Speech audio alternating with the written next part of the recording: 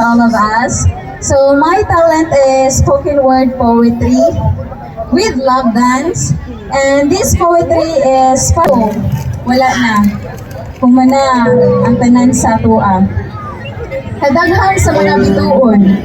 Sama sa kadaghang laki nga sa ako agahandom, pero mas gipili na ako na ikaw ra gihapon. Kabugnaw sa hangin, sama sa kabugnaw sa imong piling. Wala ko kabalo kung asa ko magsugod o dapat na lang ba na ako ning ilaktot. Nagturan pa ba na ako itong sa sinugdanan, total humana, kung di naman ito mabalik tanan. Idiretso na lang pa na ako sa kung asa pa natapos, na mao'y hinugdan na hanggot karon ako kasing-kasing padayong hapdos. Wala ko kabalo, kay hinibiya ka, na wala nagpahibalo. Dagay ko pangutana, kung unsay mali o kulang, wala na ko mahatag sa imuha. Sa sinugdanan, daghang kag istorya, o saan sa kuha, o katunituon ako sa imuha. Halit na lang nagbago ang tanan nga wala ko kabalo, unsa ang hinungdan. Palihog, pasagta ko. Kulang pa ba ang akong mga hugot nga pagapos nimo?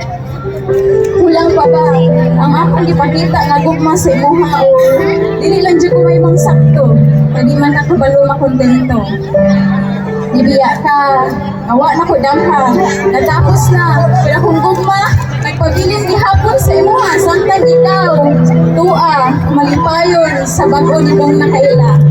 Ug ako, kami imong anak, naghandom gihapon, mabasin, mabalik pa ka. Para malikayan ang kasakit, ibuhatan ako ang musingkit. Laag diri, mo inuwang bahala gamay, para bisa kay isa malipay. Pero nga nang igmata man ako sa kabuntabon, ikaw raman gihapon. Pila pa man, na red horse, akong kinahanglan hutno na magpasipa na ako sa kabayo para makamakon. Pila pa man, kalungnek na tagluway, akong kinahanglan hutnon.